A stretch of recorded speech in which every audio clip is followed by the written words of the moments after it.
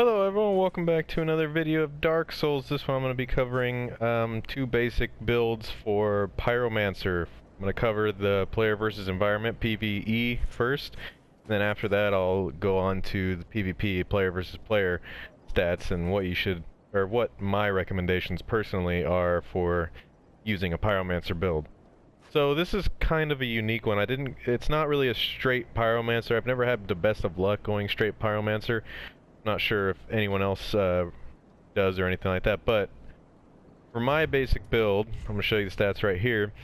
I kind of build, obviously, intelligence and faith for pyromancy, but I always try to exceed the strength, and for this one I am actually doing a strength build, just because it gives you a little bit more backup when you're fighting against other things. You don't get, if you get stuck in a corner or anything like that, and it saves on mana if you have that strength to you too.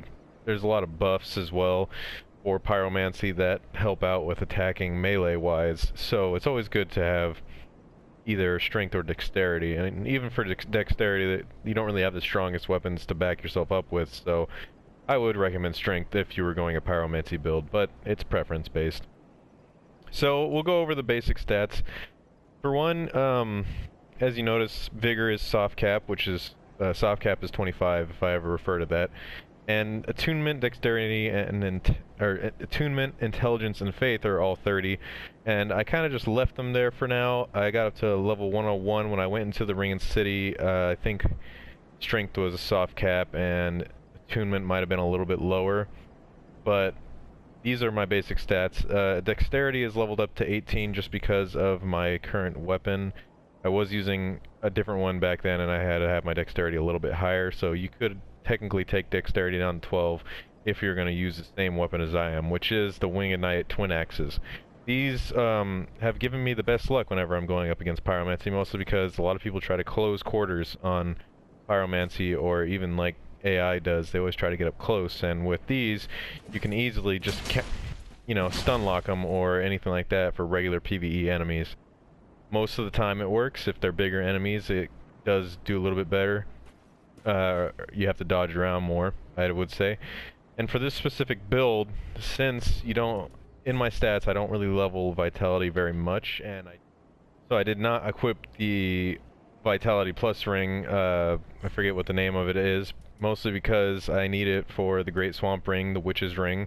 Both boost pyromancies, which is always good. Chloranthy Ring, which you get from the Ring City, but if you don't have the +3, just use the regular one, which you get from the regular game. And also the Deep Ring, which is, any attunement spell ring would work. It just gives you a little bit extra to put on your bar, especially for the two slot spells. The best ring that you can get is actually from the Dark Moon Covenant, but it does take a while to get it. So since I got Warmth, actually, which I will show on my PvE build, and you can use it on the PvE build. Well, since I got Warmth, I didn't really take the time to go through the Blade Moon Covenant, and that's why I do not have the double attunement slot ring equipped. And since I have all those rings equipped, I cannot equip Havel's Ring, which is what it's called, for the extra vitality bonus and different armor. I do have a certain amount of defense for my armor. It's just enough to stay under that 70% bar, and I don't have a shield equipped, which was an interesting experience, but it also kind of freed up my slots. I have fire in the one hand and then my weapons in the other. And I mean, you can have it so that you can switch out your weapons and everything, but I just found it easier if you have a dual-handed weapon. You hit triangle, you have your fire right away.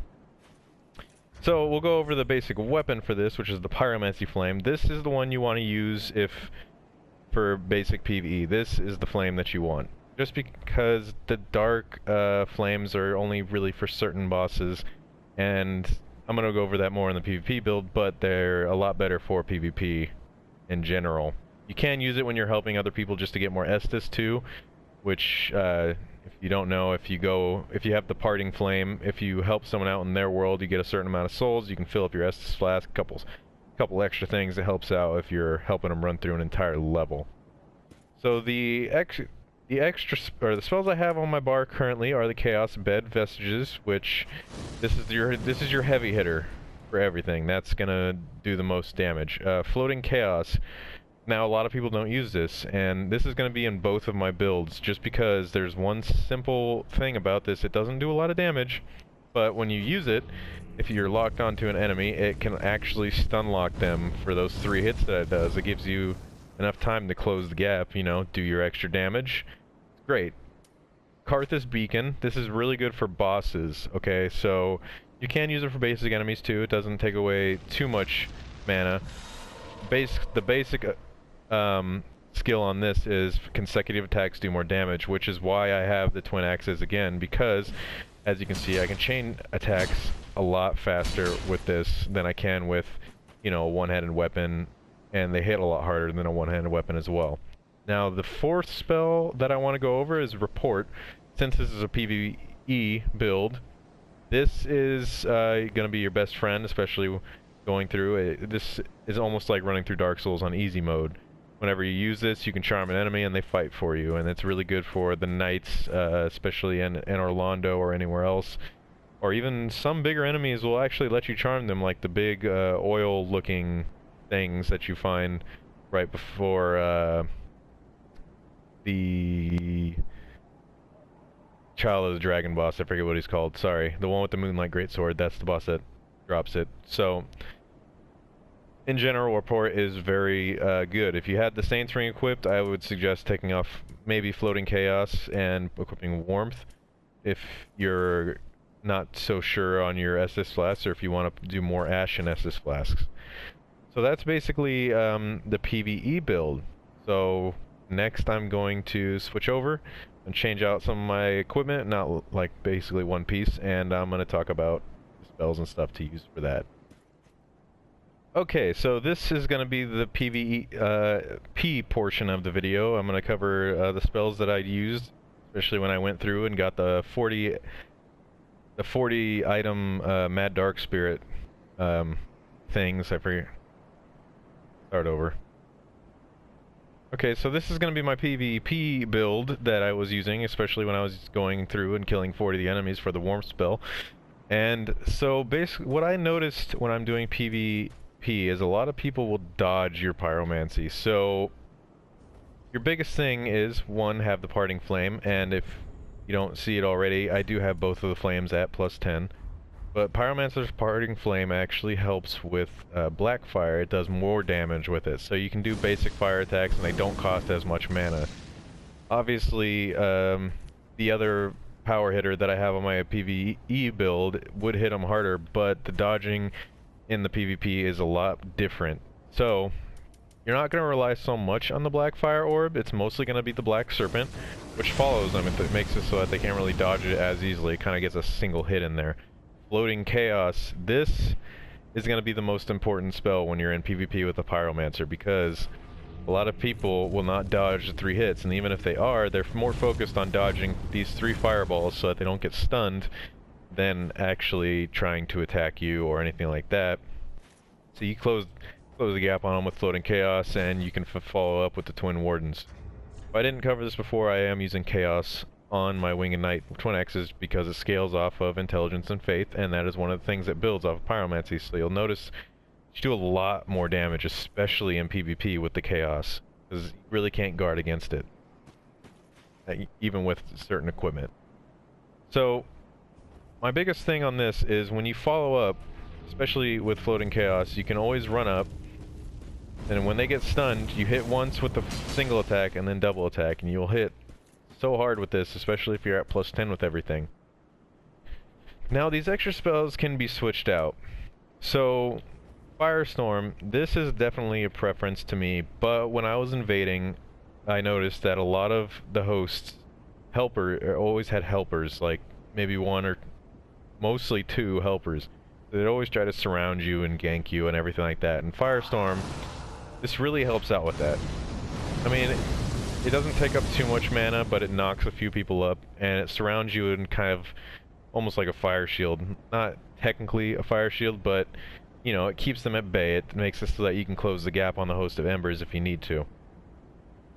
So, Sacred Flame. This specific spell can be switched out with Boulder Heave. Or, if you want, you can switch out Firestorm with Boulder Heave. Because Boulder Heave and the Sacred Flame actually pair up very well.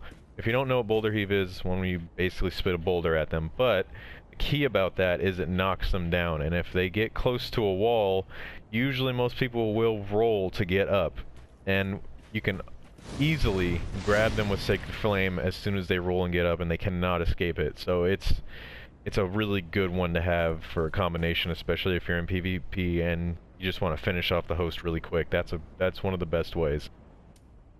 So Power Within, this honestly is not my best choice. If anything, I would probably switch out Power Within with Boulder Heave just so I could do the Sacred Flame combo with it. But I just wanted to cover this real quick because, especially if you're using the twin axes like I am, I have tried out Power Within. It does drain your health, and it shows them exactly where you're at. So if you're going to use this when they already know where you're around. And this basically makes you a glass cannon, sort of. So you'll be hitting even harder, and you can take down your enemies that much quicker, even with the Chaos, which already does an extreme amount of damage against them with the double twin axes. One more thing that I wanted to cover in PvP, and I was doing this for a while, was, if you didn't notice already, I do have the Sorcerer's Staff in my bar, and that's because with my invasions, most of the time I would bring Karthus Beacon with me, just so I would hit harder. It's an alternative to Power Within, and it gives you that extra bonus without sacrificing the HP, so I would recommend Karthus Beacon over Power Within, preference-wise. But another thing is, since you see the staff, is because when I do invasions, I usually bring Chameleon with me, and that is only because I go into worlds where there's multiple people, and I'll sit in one spot and wait for the Host of Embers come by, because usually the helpers or the summoned spirits will always run by first. Now that's a key. So if you're in a world and there's multiple people and you're Pyromancer, I would suggest having Chameleon on you when you go into this. Okay? You can easily let the other spirits run by and then try your hardest to kill the host before they can turn around and help. That is basically a risky maneuver, but you know, all's fair when there's triple teams. So in general, I'm gonna go over my most preferred magic for PvP right now, so give me 1 second. Okay, so it doesn't change very much. And as you can see, I still have Black Orb and Black Serpent. But Floating Chaos, Firestorm, and Karthus Beacon are actually my most prized out of all of these. So if you're looking, basically when I do the most damage that I do is when I'm actually using Karthus Beacon to follow up my attacks on them. So this is the best way to assassinate a Host of Embers, especially when there's a lot of them around. And if you're looking to do the Chameleon trick, I would suggest taking out Black Fire Orb. But the reason why I actually keep Black Fire Orb on is because when you're using the Parting Flame, and I'm not sure how many of you know this, but when you throw a Fire Orb, you'll notice a little bit of a flame come off when you throw it. It's basically like a mini fire attack if they're right in front of you. So if they try to close a gap on you, that might push them back just enough if they don't follow up with a heavy attack in a large weapon, just so that you can get away from them and, you know, not get destroyed by them closing the gap on you since you're a Pyromancer. So anyway, that is my Pyromancer build. A little complicated. I didn't really write too much down for it in retrospect of talking about it, but I feel like I covered most of my bases on this.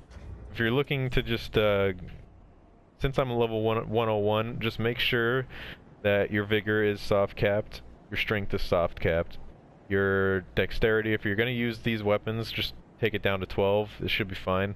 Endurance can be 14 or 15-ish.